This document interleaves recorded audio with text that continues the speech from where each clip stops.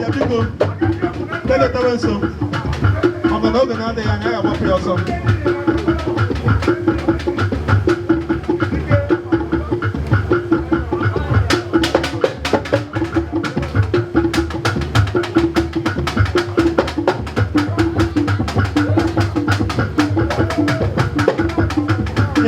mmemme a gị bụ obịa biko bịagata nso anyị gbapụ ya ọsọ n'oge adịrị ọzọ iwe ọcha anyị kwatefere obe onye etinye gị n'aka Jehova onye na-eme ihe ịrịba ama dịka ị nyere afọ ọhụrụ Jehova ka ihe ọhụrụ bido mewe na ndụ ya n'aha Jizọs Kraịst ebube ọma agwa ahụ ka o wepụrụ ihe wee wee ọnọdụ a anyị na-asị ka ọ bụrụ ihe weghachikwara n'aha Jizọs Kraịst Chukwuma n'elise ụwa ndị nọ hịa ndị bịara ịṅụrụ ihe ọma anyị na-asị dịka anyị na-ala ihe ọma ga-esi ala n'ezinụlọ anyị dị iche iche n'aha Jizọs Kraịst Chukwuma naanị gị pụrụ ime ihe niile lee anya ya na mkpụrụ obi Chukwuma saa anyị ekpere anyị n'ihi na dịka iru anyị si dị iche iche otu a ka mkpa anyị si dị iche iche dịka anyị bịara ebe a ịnara otuto ihe ọma nke ọhụrụ nke itinye n'erisi nworu anyị otu a ka anyị na-asị ka ihe ọma ọhụrụ bido mewe n'elisi anyị n'otu n'otu n'aha Jizọs Kraịst ime na gị onye na-eme mma nara ekele n'ihi na ọ rụrụ gị mana Jizọs Kraịst bụ onye nwe anyị anyị na-agbapụ ọnọdụ a ma n'aha nke Nna na nke Ọkpara na nke Mmụọ Nsọ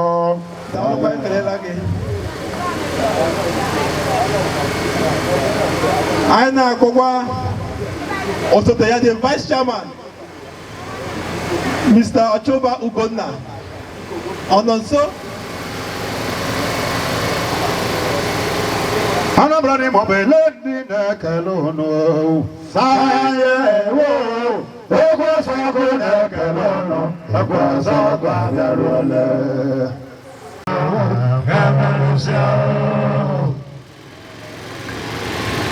Alanso'S nọ n'ọkwado ya anọ n'ofu n'oche na-ele manya ga hụrụ mmọnwụ n'oge erukwele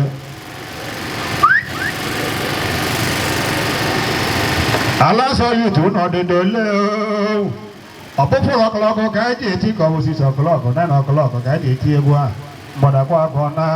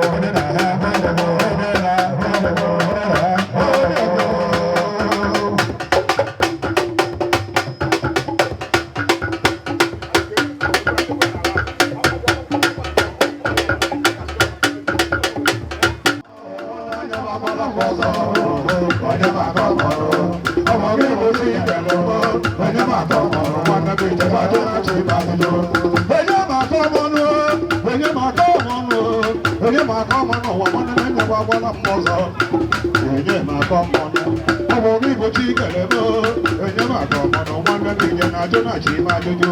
Onye Makama, onye Wakala Mozo. Onye Makama, onye Wakala Mozo. Onye Makama, onye Mutikalevo. Onye Makama, onye Wakala Chima Jojo. Onye Makama,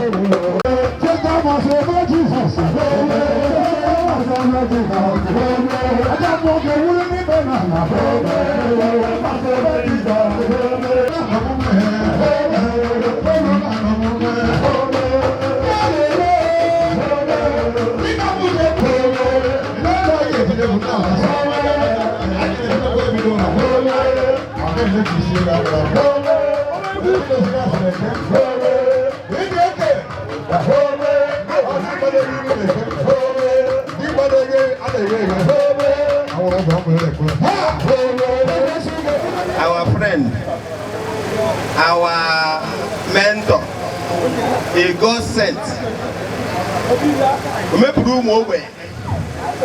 It's on there, me prove gentle God. One day.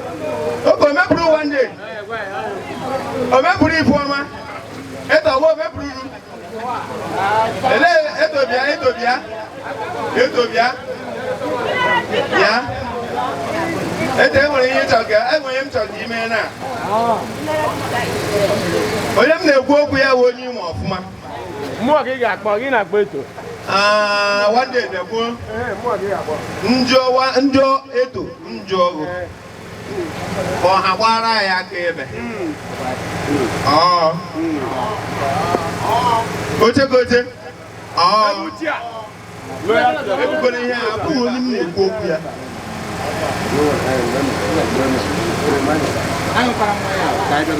Ihe m ji wee mara ya bụ George ofu aha ya ji wee mara ya ka m chọrọ ka ị kpọọ Ubana IDEATO. Odogwu Alansọ kedu Ọchịrị ọra n'ala Obodokwu. ọ zụrụ ụmụ ogbe nke izi na IDEATO. Anwụbeela na m anwụ ekpọdabeghị ka na-akpọ onye gboo Michael kpọọ on Odogwu na Holland. but one day he finish be Anyị na-aga. Mkpọ onye isi ji ahụ ụzọ onye ngwọrọ ga-eje ije n'obodo ugwu ebe a ka ọ na-eme ihe bịa egwu asọ ọkụ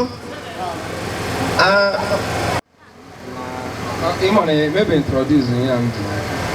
onye ketara ime ugbu a ka ọ bụ ịkpọrọ egwe ọrịa ha niile Akpọghị m ọchịrị ọzọ. kpọọ ya ugbu a Ihe a bụ ọchịrị ọzọ ọchịrị ọzọ n'ụwa niile. Ebe ọ mitiri ya ịmago ọchịrị ọzọ n'ụwa niile ka ọ ọ na-atọpụ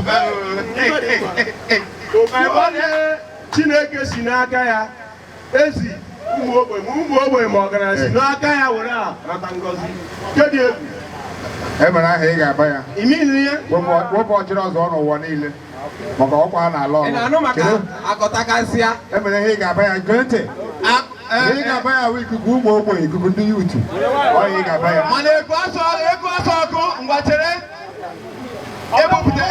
ebupụta n'onwe gị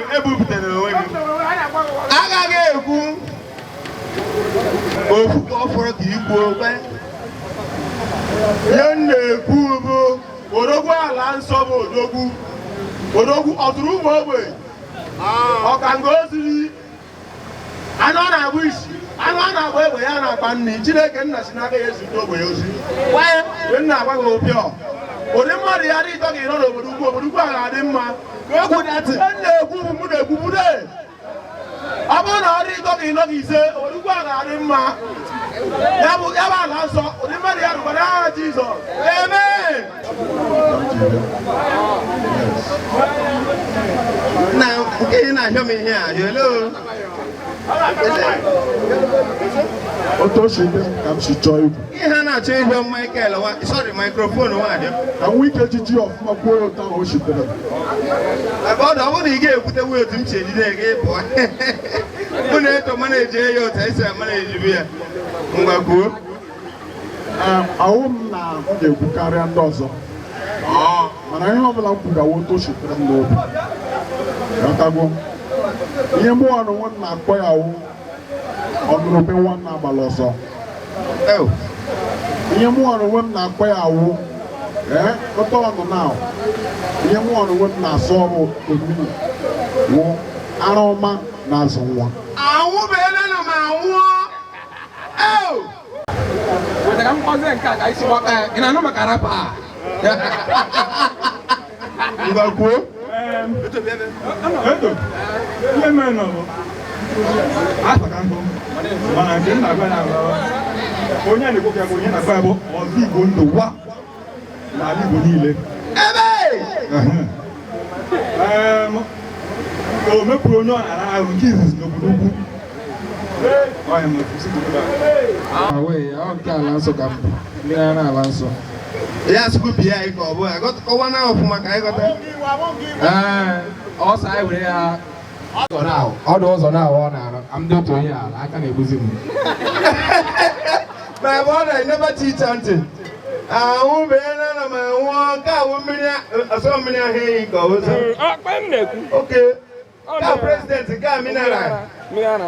Nka president car minara. Go apartment ke ga Minara.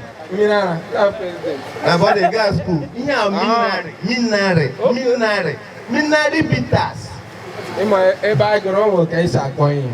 My brother popolo ke igoro. Nke azụ iji n'aka ebe ahụ president. Okay, ele hanka. President Buhari. Abara dem mmanya. Ihe awụ president Buhari. Yawo ihe tere ebe ahụ 5. Yawo 5 president 5 gagwere aga. Okay. President yawo ti iwu ndị gagwere aga.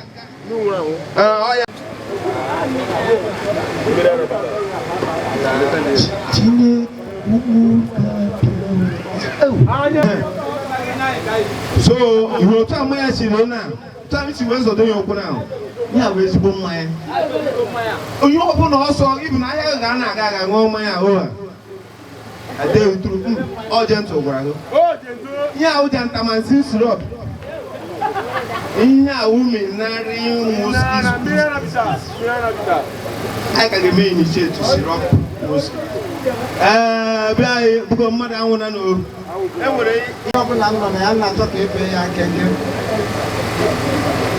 Sharp. Oh, yeah.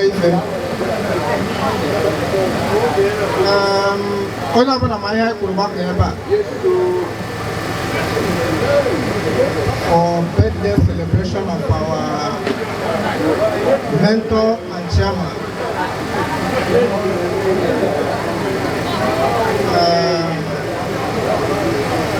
And I get it to Kunandia. Oh, we call her one of the people.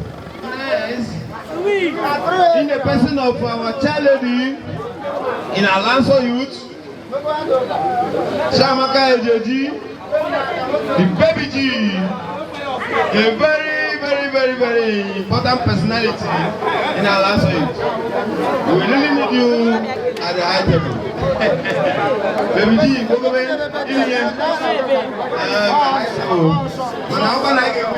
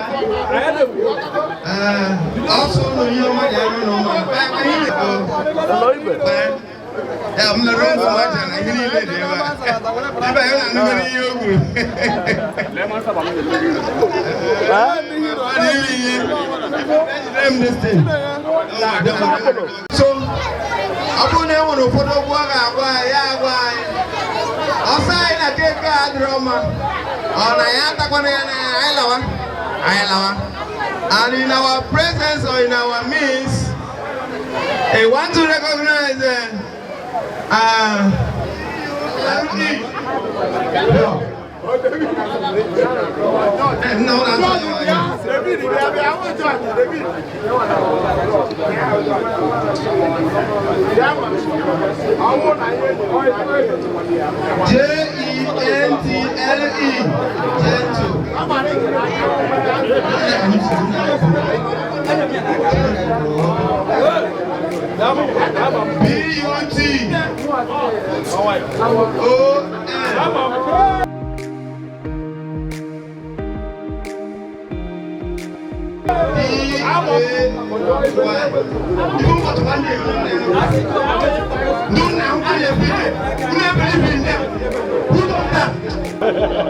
you